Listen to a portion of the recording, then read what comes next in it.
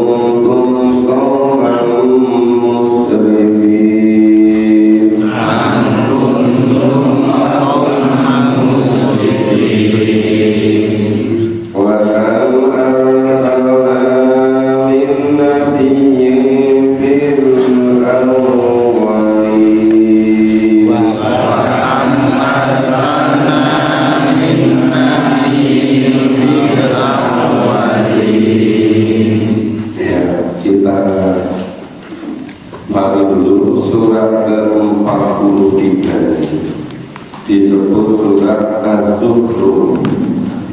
Az-Zukhruf itu artinya perhiasan. Kata Az-Zukhruf terdapat pada ayat ke-30. Orang-orang Arab ketika Al-Quran diturunkan itu mempunyai agama bahwa yang harus diangkat jadi nabi itu dari kalangan orang kaya, orang yang terbaik, orang yang memiliki berbagai macam harta. Salah satu indikatornya memiliki perhiasan. Maka Nabi Muhammad yang sejak kecil lahir dalam yatim, lagi miskin, itu dipandang oleh mereka tidak pantas menjadi nabi. Nabi itu seorang yang kaya, kepala suku, ya, dari darah biru gitu. Nah, maka semuanya itu disangka oleh Allah. Maka banyak sekali pada periode Mekah ini ayat-ayat yang turun, surat yang turun itu untuk menanamkan akidah keyakinan mereka. Jadi secara Islam 65 itu diulang-ulang terus, baik iman kepada Allah, iman kepada malaikat, iman kepada Rasul, iman kepada kitab, iman kepada hari akhir, dan takdir itu diulang-ulang terus. Nah, iman kepada kitab itu sebetulnya menjadi kunci. Sebab kalau orang iman kepada kitab, berarti dia nanti akan mempercayai isinya, akan mengimani isinya. Tapi kalau orang sudah tidak iman kepada kitab, nah seluruh isinya tidak dipercaya. Padahal Quran itu sepenuhnya berisi tentang ketentuan-ketentuan, tentang pedoman-pedoman, tentang petunjuk-petunjuk. Nah, ini wal kitabil mubin. Jadi surat yang diawali oleh guru hijaiyah ya seperti alif lam mim alif lam ra itu untuk menunjukkan perhatian hal yang sangat penting. Di samping juga itu tantangan kepada orang-orang yang tidak percaya pada kebenaran Quran, orang-orang yang sedang demam sakit, demam sastra. Coba kalau bisa dibuat semisal Al-Quran sekalipun surat yang paling pendek, mereka tidak akan pernah bisa melakukan. Kemudian wal kitab, yang dimaksud kitab di sini adalah Al-Quran. Itu juga berikutnya berulang-ulang disebut, yang termasuk yang di surat-surat Madaniyah. Di surat Al-Baqarah itu di awal sebutkan zalikal kitabu la raiba fihi. Lah kitab di sini itu Al-Quran. Yang disebut juga sini wal kitabil mubin. Yang disebut kitab di sini adalah Al-Quran. Wal kitabi, demi kitab Al-Quran. Jadi Allah bersumpah dengan ciptaannya. Yang diawali dengan dibaca fathah, diakhiri dengan kasroh. Wal kitabil mubin, dan demi kitab Al-Quran mubin, yang menerangkan, yang nyata, yang menjadi ayat-ayat. Di Al-Quran dijelaskan ayat-ayat kauniyah alam semesta ini, tentang penciptaan, tentang segala isinya, tentang keteraturan. Ya, di Al-Quran jadi ayat tentang keimanan, kehidupan setelah mati, gambaran bagaimana kondisi di akhirat besok, bagaimana adanya yaumul ba'ats, hari kebangkitan, yaumul hisab, yaumul mizan, yaumul mahsyar, di surga dan neraka itu dijelaskan sampai relatif detail dan diulang-ulang. Kenapa itu diulang-ulang? Supaya manusia itu betul-betul percaya. Misalnya terkait dengan ibadah juga begitu. Tentang sholat itu diulang-ulang, tentang zakat, infak, sedekah diulang-ulang, tentang amalan diulang-ulang. Jadi Al-Quran itu kitab tentang dakwah, tentang ajakan, tentang jaga bergembira. Kalau model sekarang itu orang tua itu ngajak anaknya sholat, nah ini sholat, perintahkan sholat, dikasih contoh sholat. Hari itu begitu. Nanti berapa hari lagi diajak begitu lagi, berapa bulan lagi diajak begitu lagi, terus begitu lagi. Yang namanya fisabilillah juga begitu. Apalagi yang namanya keimanan, yang menjadi fondasi, yang menjadi akarnya, diulang-ulang terus. Inna ja'alnahu Qur'anan Arabiyyan. Sesungguhnya Allah menciptakan, Allah menurunkan Quran Al-Qur'an Arabiyyan, berbahasa Arab. Kenapa Al-Quran berbahasa Arab? Karena Nabi berbahasa Arab. Karena Nabi berbahasa Arab, Al-Quran berbahasa Arab. Kitab-kitab sebelumnya yang diturunkan kepada Nabi sebelumnya bisa tidak berbahasa Arab. Kalau Nabi tidak berbahasa Arab, karena Al-Quran diturunkan sesuai dengan bahasa Nabi untuk memudahkan, supaya bisa dipahami, supaya bisa disampaikan, supaya bisa untuk dakwah, supaya bisa diamalkan.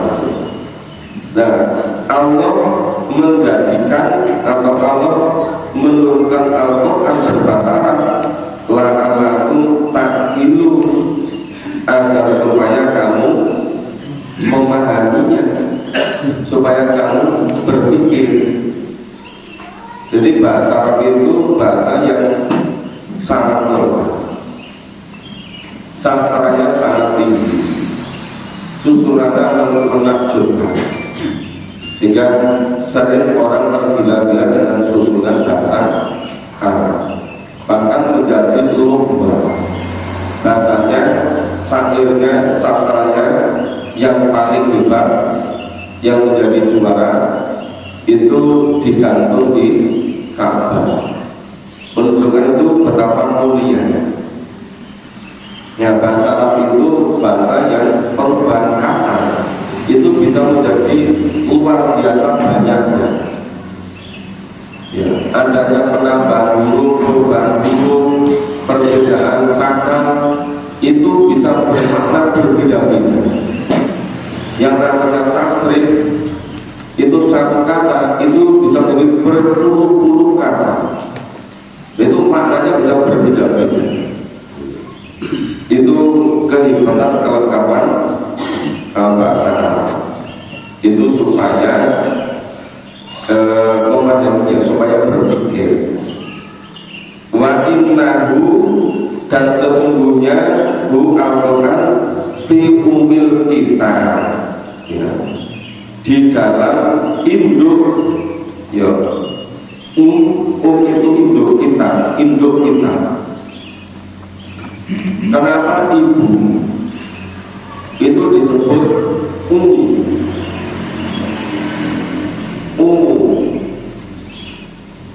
Karena ibu itu tempat kembalinya anak,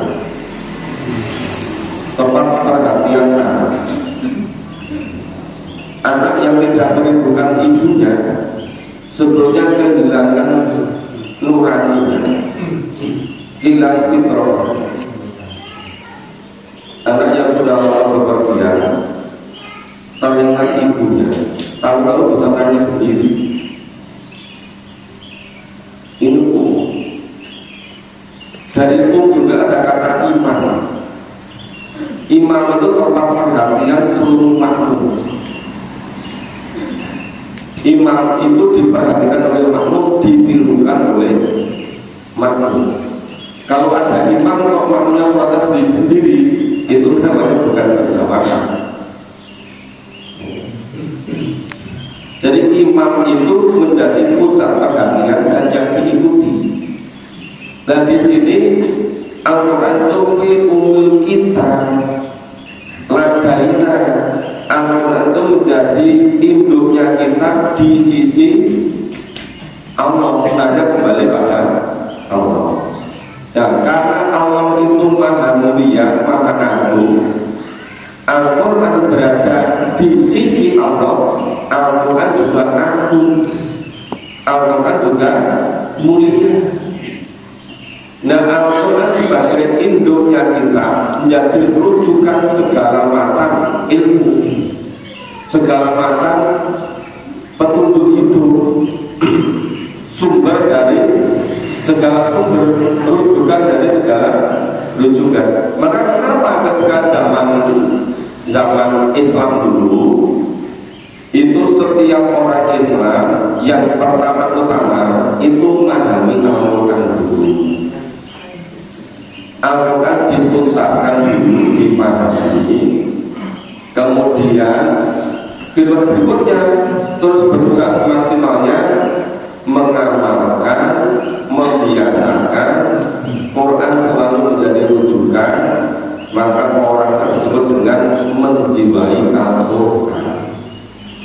Jadi menjiwai Al-Quran itu dirinya itu diserahkan sepenuhnya, diri manusia diserahkan sepenuhnya supaya dijiwai. Dijiwai itu ruh isi Al-Quran masuk ke dalam jiwa manusia. Itu namanya dijiwai. Nek cara wong Jawa itu nyebutke kuwi jenenge kesurupan setan.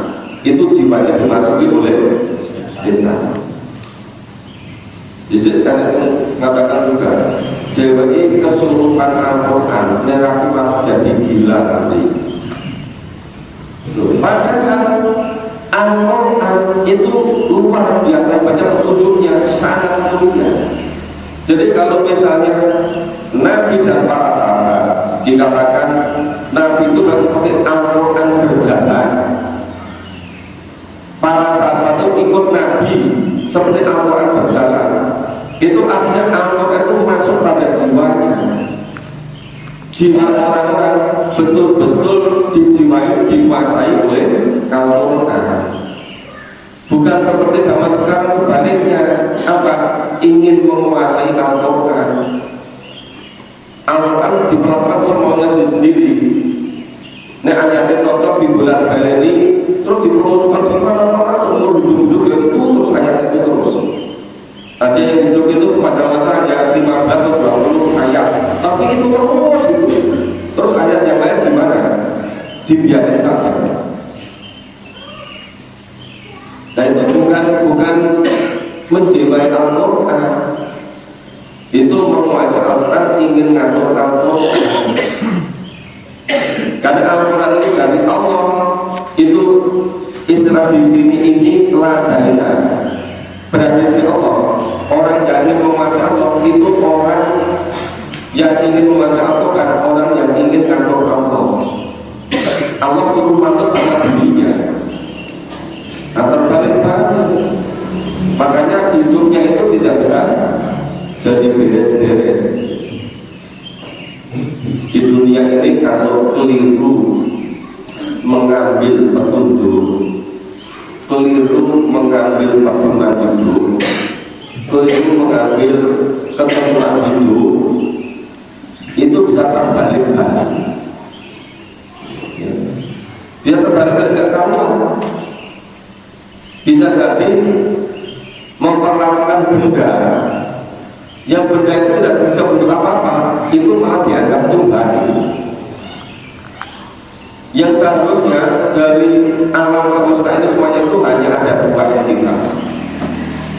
Satu namanya Khalik dan pencipta, itu Allah.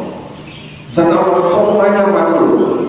Dari seluruh makhluk ini yang paling mulia itu manusia. Manusia lebih mulia dari malaikat, manusia lebih mulia dari jin, manusia lebih mulia dari setan, manusia lebih mulia dari langit bumi seisinya. Makanya manusia tidak boleh mempersekutukan, menjadikan makhluk selain manusia ini sebagai Tuhan. Tidak pantas. Kemudian kepada sesama manusia yang lebih mulia itu karena ketaatannya pada ketentuan Allah, ketakwaannya pada Allah. Nah, hal semacam itu menjadikan keimanan itu bersih, tauhidnya itu murni. Nah, kalau tidak ada seperti itu campur kadang nggak karuan. Kemudian al-aliyul hakim. Jadi Al-Quran yang menjadi induknya kita, yang berada di sisi Allah, Al-Aliyun, itu benar-benar tinggi nilainya. Tidak bisa dibanding dengan kitab apapun, tidak bisa dibanding dengan rujukan referensi apapun. Tidak pernah ada kitab yang bisa menandingi tinggi nilainya dibandingkan Al-Quran.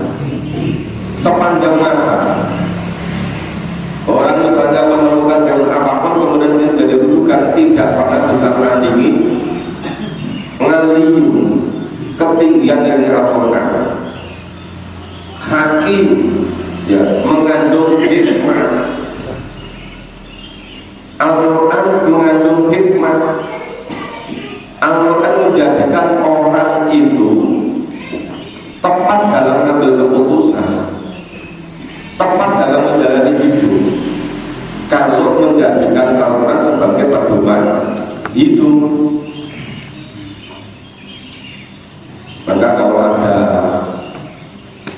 ya Misalnya ada organisasi keagamaan, ada lembaga pendidikan, ada yayasan, satuan pendidikan. Itu kalau menjadikan Al-Quran sebagai sesuatu yang utama, itu akan jadi baik. Tetapi bukan sekedar dibaca, tetapi bukan sekedar dilawat. Dan namanya mendengarkan, menirukan, membaca, memahami, menghafal, itu baru tahapan-tahapan rantai untuk mengamalkan. Al-Quran kalau nggak diamalkan isinya belum bisa merubah kehidupan. Jadi setelah didengarkan, ditirukan, dibaca, diulang-ulang, kemudian hafal, itu harus dipahami. Setelah dipahami, terus diamalkan semaksimalnya, diamalkan, diulang-ulang terus, menjadi kebiasaan. Setiap hidup, setiap saat terujungannya Al-Quran. Nah, setelah terus-menerus menjadi rujukan dan sehari-hari, kemudian hidupnya dijiwai oleh Al-Quran.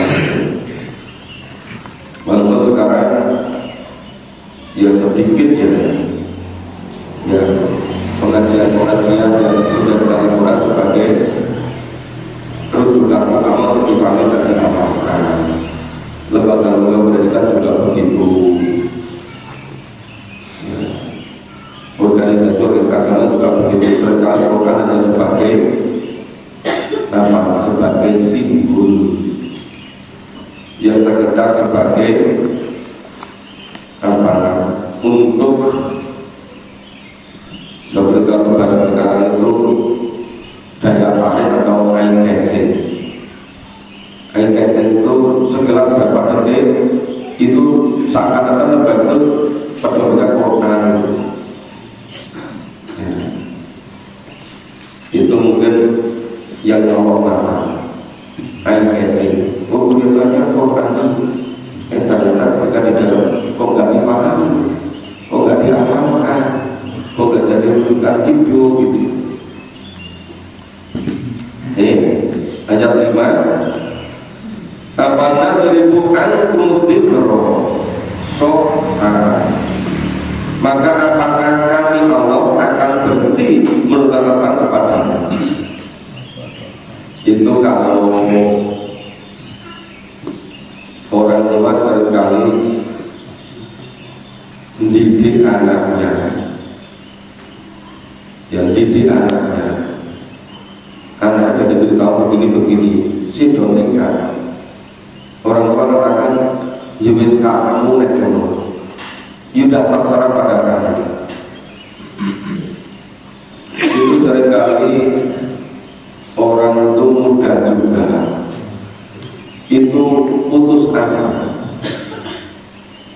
merasa tidak mampu gitu. Banyak kan di mana-mana itu pengajian itu kalau sekedar hura-hura rame-rame itu banyak sekali ribuan. Oh itu seperti melihat apa itu hiburan itu, pertunjukan itu ramai. Tapi begitu tidak melafalkan Quran, menafsirkan itu kok berkampung itu. Berkurang lama-lama itu baru berapa bulan sudah. Terus lama-lama putus asa. Ya sudah, kalau tak begitu tak mau diajak dengan Quran. Itu manusia. Tapi kalau Allah tidak pernah begitu, Allah tetap saja menurunkan wahyu terus itu sampai Nabi wafat. Maka di situ itu amana dari Quran kemudian kerosoknya. Ya baik, apa juga kalau Allah ini akan berhenti menurunkan Al-Quran kepadamu, baik Nabi, gitu kan? antum kaum musrifin, karena itu umat-umat kamu itu kaum, ya, umat-umat kamu itu kaum itu musrifin, melampaui batas. Apa maksud melampaui batas? Semaunya sendiri-sendiri, tidak mau diatur dengan Quran. Seringkali kalau pimpinan atau manajer itu ngajari anak buahnya, ada peraturan ini, ketentuan ini, ada kode etik ini semuanya itu. Ya, sudah disosialisasikan, sudah berulang-ulang, sudah diterapkan apa itu SOP-nya, standar operasional prosedurnya di kantor-kantor, lembaga-lembaga, di hotel-hotel, bahkan di masyarakat ada RT, RW, DUO, bukan itu kan bikin aturan-aturan kan? Nah, sudah disepakati, sudah diputuskan, sudah disosialisasikan, tetapi itu dilanggar terus, nggak diindahkan. Ketentuan umum juga begitu. Apa? Oh, ini aturannya. Kalau naik kendaraan, kalau mau belok kanan, ratingnya ke kanan. Mau belok kiri, ratingnya ke kiri. Lu banyak rating kiri kok dapat beloknya kanan.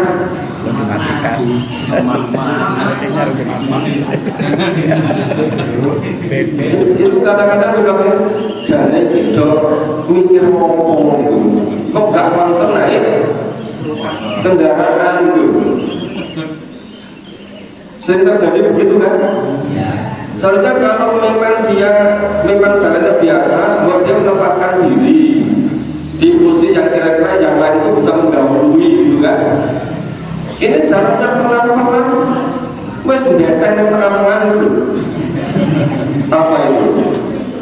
Ganggu yang lain itu. Sampai belakangnya itu jadi pengiringnya semua gitu. Panjang itu. Ini seperti kalau persepsi makan aja, pengiringnya banyak panjang. Terus nanti kelihatan, bangga, banyak sekali pengiringnya kan. Itu kan kepentingan umum gitu.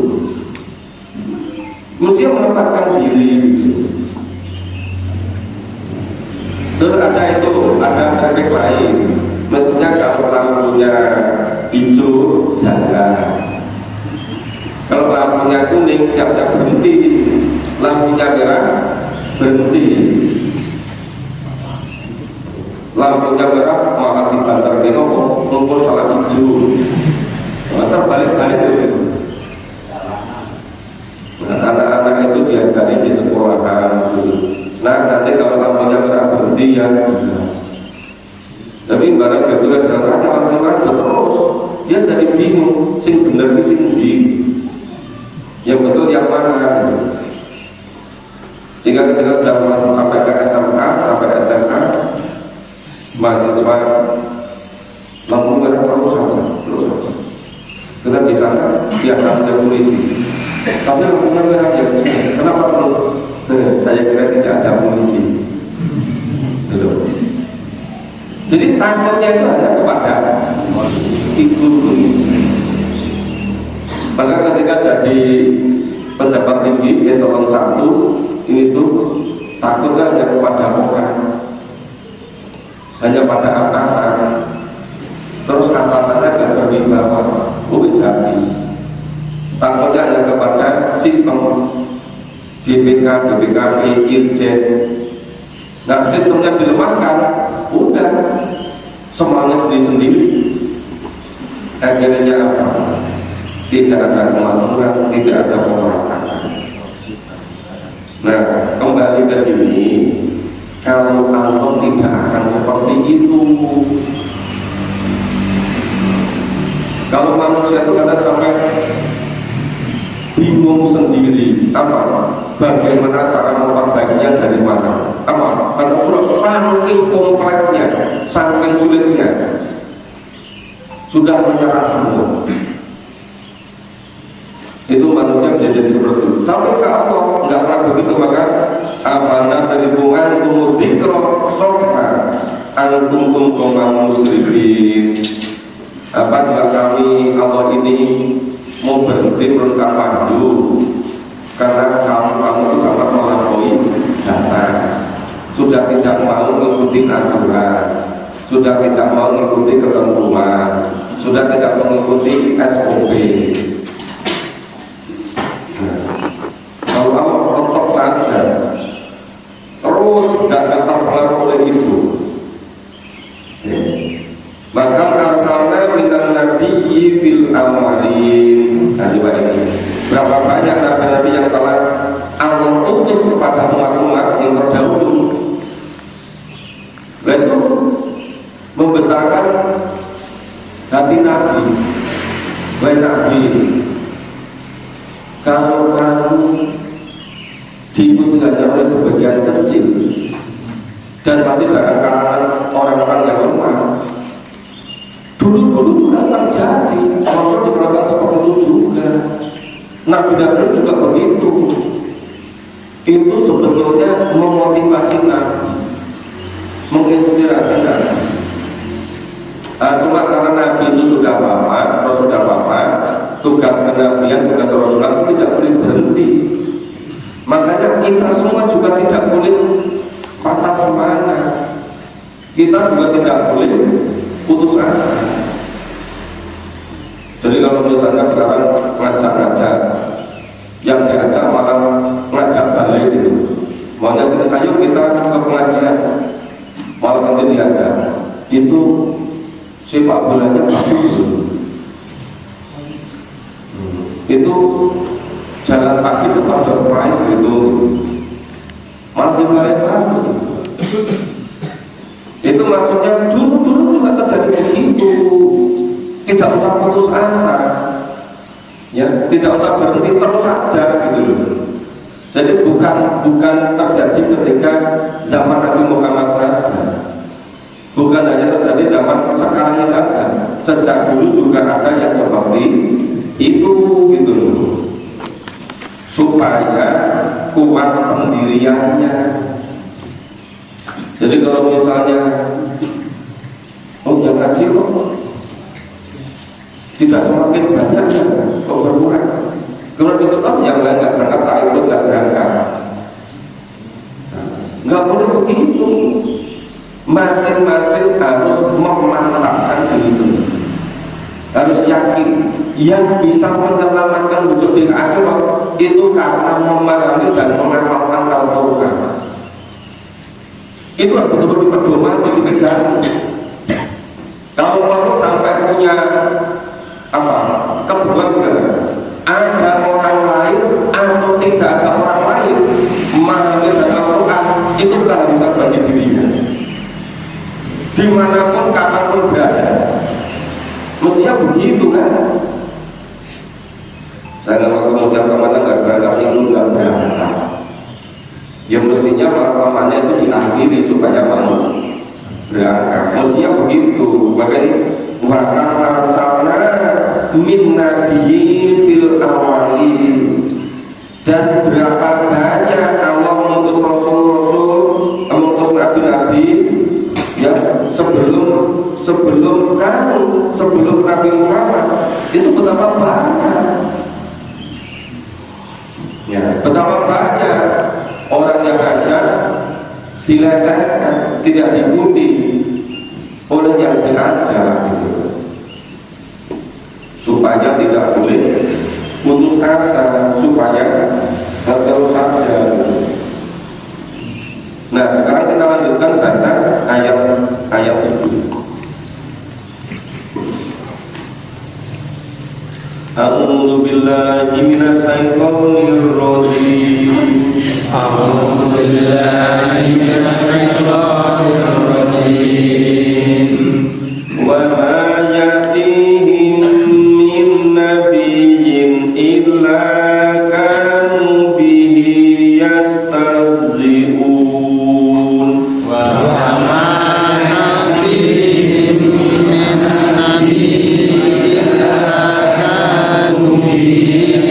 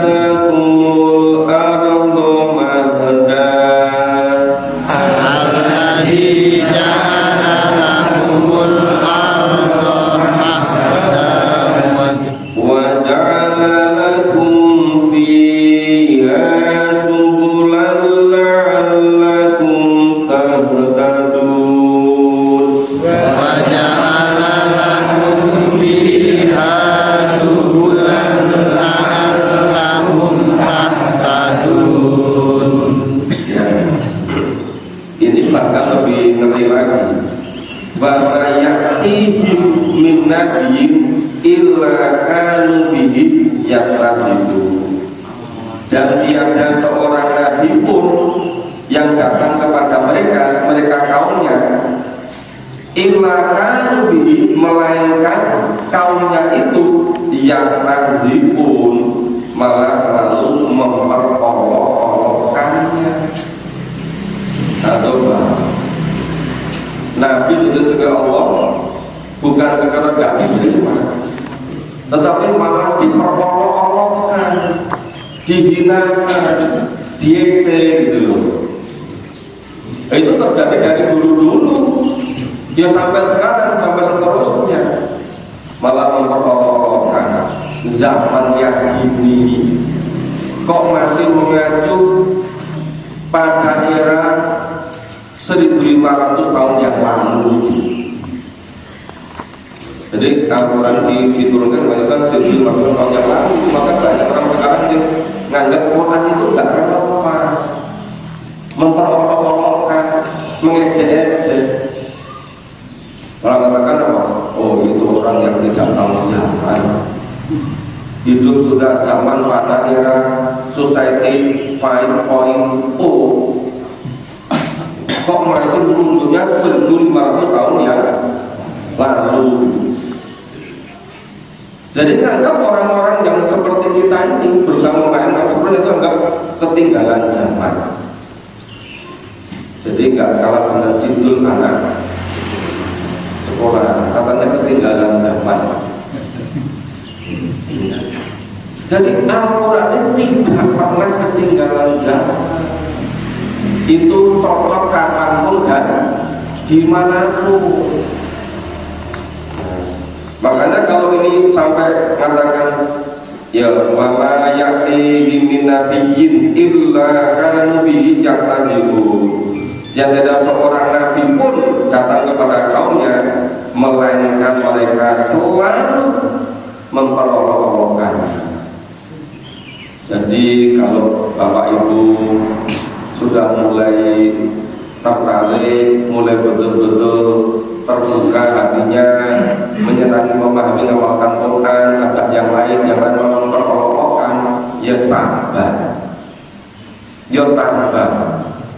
Apalagi kita orang biasa, dulu para nabi pun juga digitukan gitu, enggak sendirian gitu. Jadi supaya tambah, supaya bersabar. Wa alaqna asada minhum bangsan wa matal awalin. Maka telah kami binasakan orang-orang yang lebih besar kekuatannya, ya, yang dan telah terdahulu, dan mereka mempunyai perumpamaan umat-umat yang awalnya yang dahulu.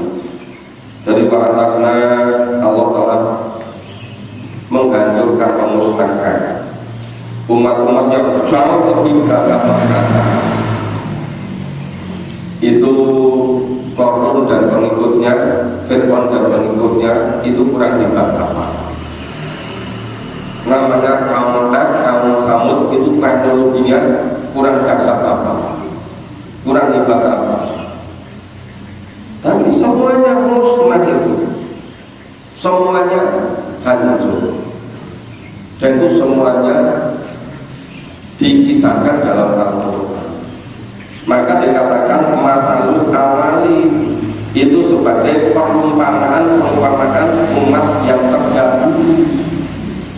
Maka kenapa Al-Quran itu juga seperti dalam sedikit itu berisi tentang permisalan tersebut, kisah-kisah umat terdahulu, supaya kita itu betul-betul bisa mengambil mau'idhah hasanah, bisa mengambil pelajarannya.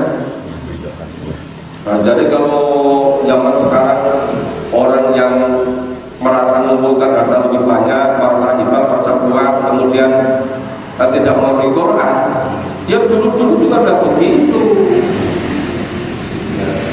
Jadi bukan hal yang baru. Wala in sa'alta man khalaqa samawati wal ardh. Nah, dan juga jika kamu tanya pada mereka siapa yang menciptakan langit dan bumi, layaquluna khalaqahunnal azizul alim. Tentu mereka akan menjawab, ya sesungguhnya itu diciptakan oleh Tuhan yang Al-Aziz, yang Maha Perkasa, Al-Alim, yang Maha Mengetahui. Jadi kalau yang sifatnya gitu seringkali masih mengaku, tapi begitu detail-detailnya, oh mereka mengingkar, mereka tidak mau. Alladzi ja'ala lakumul arda mahda. Tadi Tuhan yang menciptakan langit dan bumi, yang Maha Aziz, yang Maha Alim, itu yang menciptakan, yang menjadikan bumi untuk kamu sebagai tempat untuk menetap. Ya, wa ja'ala lakumul arda mahda. Allah pula yang menciptakan bumi untuk tempat tinggalmu. Wa ja'ala lakum fiha subula, dan Allah menjadikan di bumi itu jalan-jalan subula. Ada jalan. Ya ada semula jalannya melalui jalan sungai, kemudian jalan darat. Ya, semula dirambah melalui binatang-binatang. Selanjutnya binatang-binatang itu tempatnya sudah semakin terbuka. Nah, kemudian diperbaiki, diperluas menjadi jalan manusia, lama-lama jadi jalan tol juga. Cobalah supaya kamu mendapat petunjuk, tahu arahnya. Oh, ini jalan ke sana, sana, ke sana, gitu. Memudahkan pergi kemana-mana dapat petunjuk. Ya, jadi jangan dikira itu bumi itu ada jalan dengan sendirinya. Itu oleh Allah sudah ditetapkan ada jalan di atas bumi itu supaya memudahkan manusia dapat petunjuk. Gitu. Ya, ini sudah suruh. Lalu sampai ayat 10. Ya, insyaallah besok pagi lanjutan ayat 11 dan seterusnya.